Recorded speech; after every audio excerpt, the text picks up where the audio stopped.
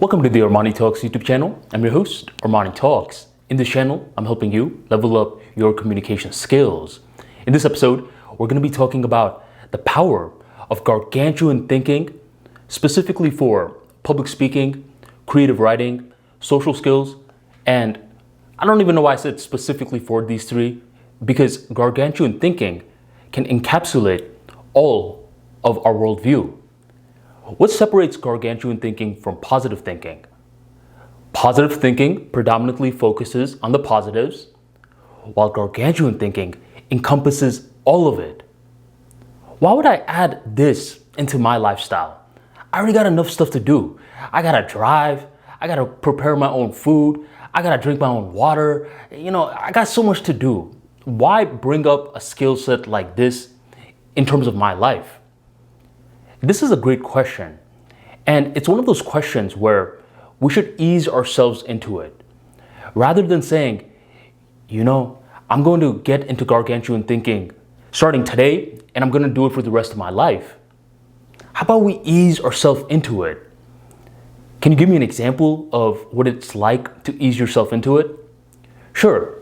Let me tell you a story about a man named Adonis and his son named Demetrius. Adonis, he moved here from Greece to the United States of America, and he made a name for himself. He ended up becoming a very, very successful lawyer where he worked with great clients. He represented a lot of high-profile cases, and he started to build respect among his peers.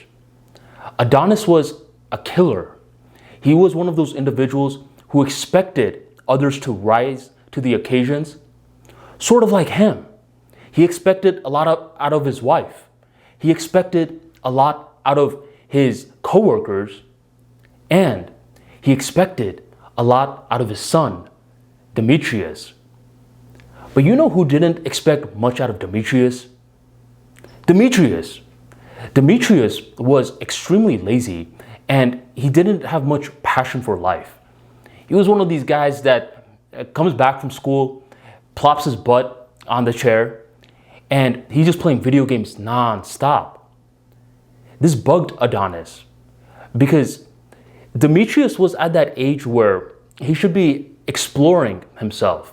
He should be picking up hobbies, starting a business, doing something fun, getting out of the house and doing something fun. Yet, Demetrius wasn't making much out of himself. One day, Adonis comes in and he wants to be gentle to his son, who's roughly around 17 years old. He says, "Son, do you really just like playing video games all day? Why don't you start a business? I'll fund your first business." Demetrius says, "All right, Dad, I'll start a business. You don't have to fund me. I'll fund myself." Adonis was pleased to hear that Demetrius was picking up on the advice. Next week, he comes back and he asks his son, "So, how's this business going of yours?" His son is like, "What business?" "What business? You just told me last week that you were going to start a business." And Demetrius is like, "Oh, yeah, my bad. I just got busy." Busy doing what? The newest video game that I've been playing came out, so I had to get the newest copy and I was playing that. Adonis was furious. He looked at Demetrius and he said, "Demetrius, you are the prototype of the kind of people that I used to beat up in Greece. We used to bully kids like you. You are a geek. You are a loser, and you lack ambition." This hurt Demetrius' feelings, but Adonis wasn't having it. He held his son with kid gloves for far too long. He says, "Demetrius, what are you doing this Wednesday?" Demetrius says, "School and video games." Adonis says, "You're not going to go to school on Wednesday. You're going to come to my work. And not only are you going to come to my work, you're going to give a presentation." Demetrius was shocked, but he was allowing his dad to continue to speak. "You are going to give a presentation on the importance of law in the American government. and you're going to make this presentation roughly 8 minutes long. Once Adonis was done speaking, Demetrius processed everything, and he asks his dad, and how many people are going to be there? His dad looks at his son and says, 400 people. 400 people? That's a lot of people. And soon as Demetrius heard 400, his heart skipped a beat. His mouth started to get dry and his legs started to feel weak. Dad, I know you're trying to teach me a lesson, but I can't speak in front of 400 people. That's just too many. Can we do another lesson? I'll start the business. It was too late. Adonis says, no, Wednesday, get your speech ready and it's going to be in front of 400 people. Then Adonis left. At this point, it was Demetrius' duty to learn what he was going to talk about and get ready before his big speech day.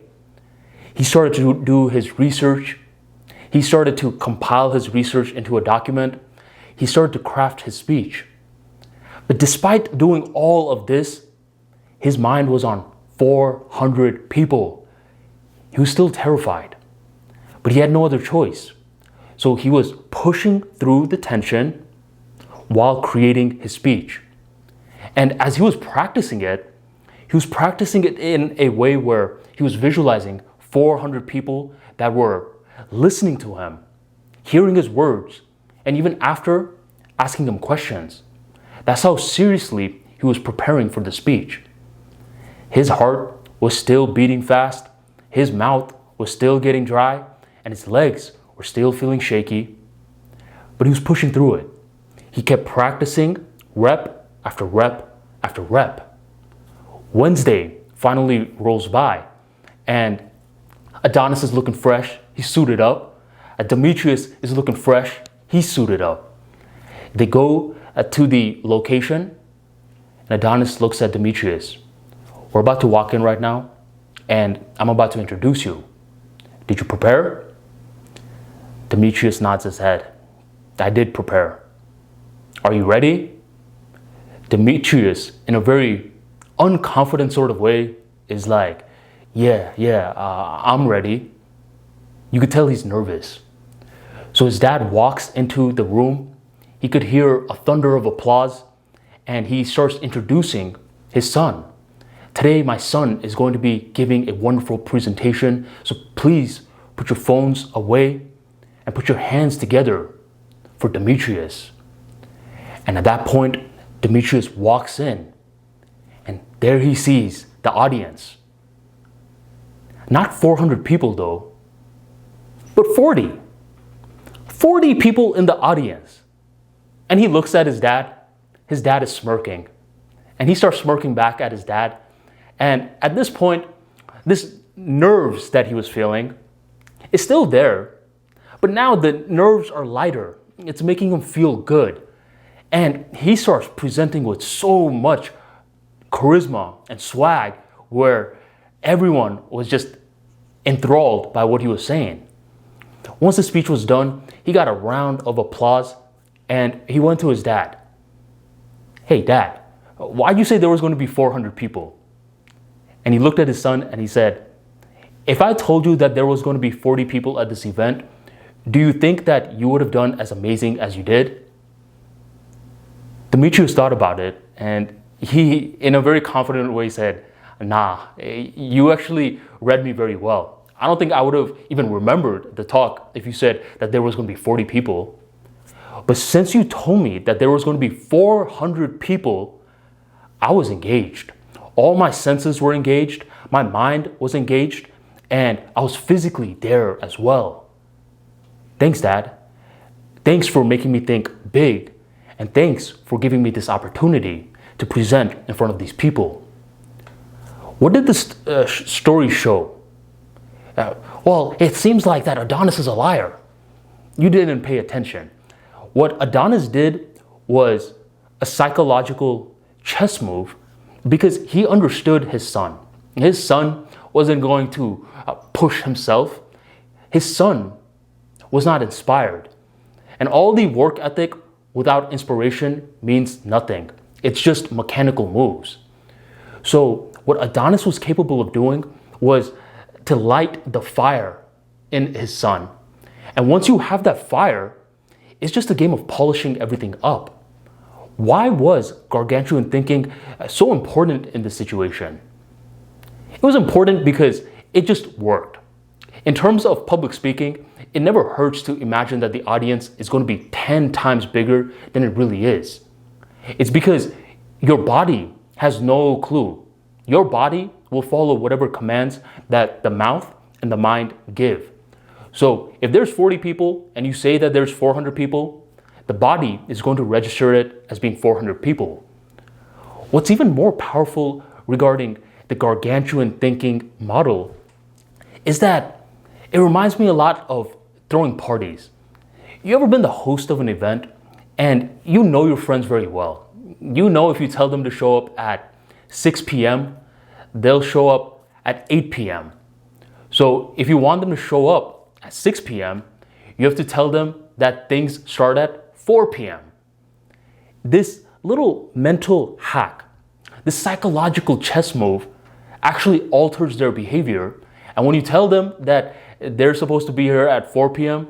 and they show up at 6 p.m., they're expecting you to be angry, pissed off at them. And you're sort of like Adonis in the situation. You're like, I already know you guys too well. I told you the incorrect time on purpose. This is a brilliant move in terms of public speaking, but it's also a brilliant move in terms of creative writing as well as social skills. Do you think the person who is thinking small, limited thoughts is going to be able to consistently create ideas to articulate or write down? Of course not.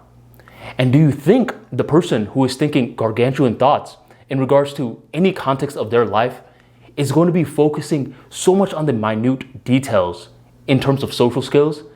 Oh, whoa, that person kind of rolled their eyes like this. This person probably is judging me, blah, blah, blah, blah, blah. No, the gargantuan thinker does not even notice something like that. And if they do notice something like that, they're not going to react to it in an inhibitory sort of way. Gargantuan thinking is powerful because, as Adonis and Demetrius showed, by changing someone's thinking, by stretching it, the body catches up as well. The nervous system is being fooled. Just like when we're dreaming. When we're dreaming, every part of this reality within the dream is created by the mind. The bridge, your high school sweetheart, your arch nemesis, what do they all share in common in terms of your dream? Every single element, from the smallest parts of the sand to the biggest entities, are made of the mind. It's an illusion, but temporarily, your nervous system is getting fooled, very much so. Gargantuan thinking is a potion in terms of great communication skills, and it's something that you may want to unlock, especially on those days where you're not feeling inspired. You're acting like a Demetrius yourself, sitting on your butt playing video games all day. Gargantuan thinking stretches the mind, and a stretched mind executes confident behavior. Thank you for joining the Armani Talks YouTube channel, and I'll catch you on the next episode.